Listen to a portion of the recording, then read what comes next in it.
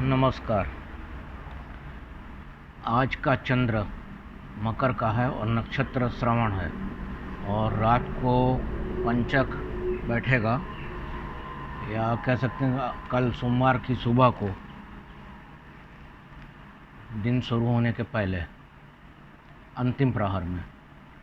आज का जो राहु काल है गुजरात के लिए 4:30 से 6 का है और कल सोमवार के दिन सुबह 7:30 से 9 का राहु काल रहेगा और राशि भी चंद्र भी कुंभ का आ जाएगा।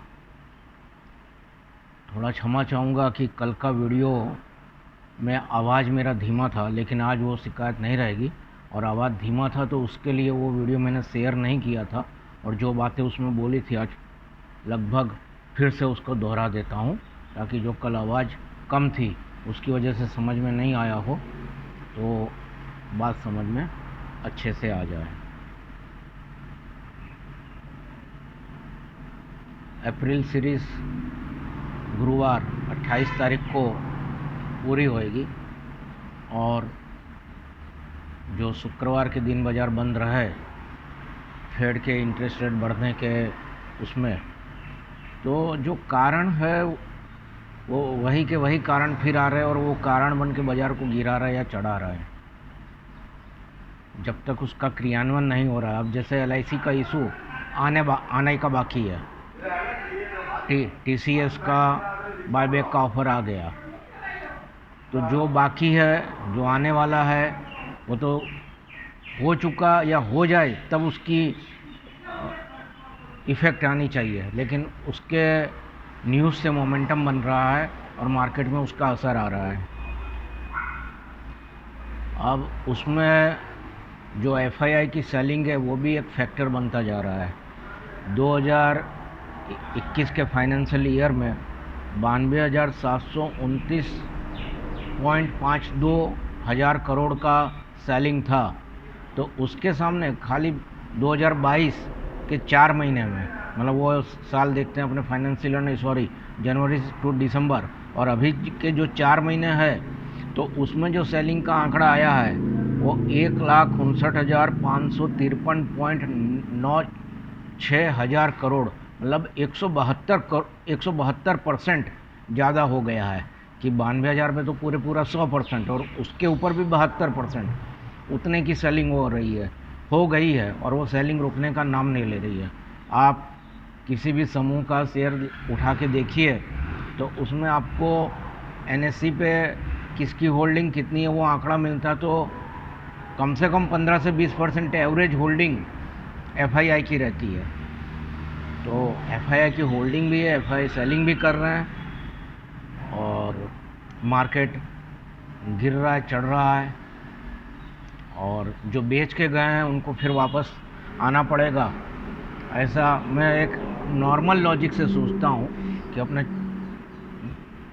झूले में बैठते हैं तो झूला भी ऊपर नीचे होता रहता है, तो ये मार्केट ऊपर नीचे हो रहा है और जो झूले में बैठा है उसको उतारने के लिए भी नीचे आना पड़ता है, झूला रोकना पड़ता है, तो मार्केट कहीं रुकता है तो नए पैसेंजर्स जैसे झूले में बैठते हैं वैसे इसमें सेक्रेट जो इसके सेक्टर्स हैं वो सेक्टर्स रोटेट होते रहते हैं और मार्केट फिर चलने लगता है, चढ़ता है। क्योंकि मेरी तो 2 थ्योरी सूत्र बहुत ख़ास हैं कि market is always young and there is always silver line in black cloud, कि गहरे काले बादल भी चांदी की चमक रखते हैं, बाज़ार हमेशा जवान है। अब उसी परिप्रेक्ष्य में मैं FII की होल्डिंग UPL में 35% है, 817 पे बंद हुआ है, उसको मैंने इस सप्ताह में लेने की अनुशंसा, इस सप्ताह की कह लीजिए या पूरे महीने में 1 दिन से लेकर 30 दिन तक में 1 से लेकर 7% तक का रिटर्न दे सकता है। और कहाँ तक, 817 पे बंद है और उसमें 828.90 की मंडी थी शुक्रवार के दिन, इसको मैं गुजराती में नेवनी मंडी बोलता हूँ। तो 821, 825 और 830 को क्रॉस करे तो फिर सीधे 867, और जो बायबैक का रेट है 875, वहाँ तक जाने का इसकी संभावना है। 790 के स्टॉप लॉस के साथ इसकी अनुशंसा कर रहा हूँ और पिछले 1 महीने में 5% का रिटर्न दिया है। भारत फोर्ज 724 पे बंद है, उसके टारगेट भी 731, 732, 759, 773 और 790 तक। 711 का स्टॉप लॉस, 19 से 20% का होल्डिंग है, 5% का रिटर्न पिछले महीने में दिया हुआ है। तीसरा स्टॉक है भारती एयरटेल। भारती एयरटेल ने लगातार 2 दिन 90 की मंडी बनाई, शुक्रवार के दिन 740.90 की और गुरुवार के दिन 743.90 की। तो अब वो मेरे को लगता है कि अपने ईयर हाई की तरफ जा रहा है और अभी 739 से भी एंट्री करते हैं तो 742, 746, 779 इसका रहना चाहिए टारगेट। 20% की FII की होल्डिंग है और 2% पिछले महीने में दिया हुआ है। उसके अलावा 2 और बाई कॉल है जो मेरे, उसमें जुबिलिएंट फूड और पीरामल इंटरप्राइजेस है।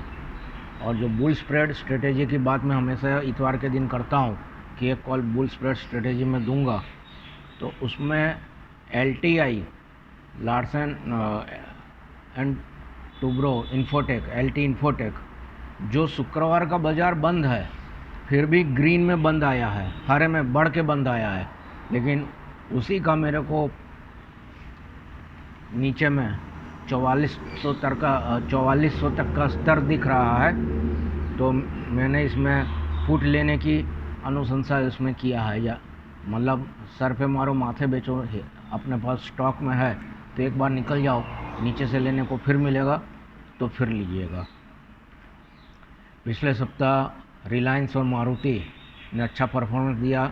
रिलायंस ने 4 दिन में, जो 3 दिन में 10% दिया था, शुक्रवार के दिन 1% गिर गया तो 9% 4 दिन में रिटर्न दिया। और वैसे ही मारुति ने भी 5% का रिटर्न 3 दिन में दिया है, जो मैंने स्क्रीनशॉट ग्रुप में और मेरे अपने स्टेटस में रखे थे, आपने देखे होंगे।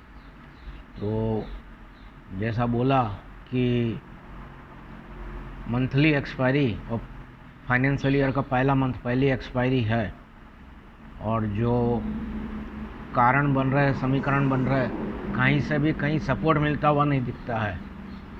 तो स्टॉप लॉस के साथ काम कीजिए और अपने ट्रेड और इन्वेस्टमेंट में केयरफुल रहिए।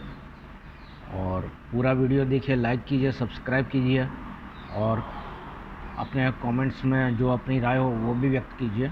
और कोई पर्सनल समस्या है तो आप, मैं बोलता हूँ कि मैं बैठा हूँ और आप मेरे से उसके लिए, कोई समस्या है आपके किसी शेयर्स के चलते हुए या कोई न्यूज़ है और आपको कंफर्म करना है, तो यदि जो मैं जानता हूँगा तो उसके साथ मैं भी उसके लिए कंफर्मेशन दूंगा।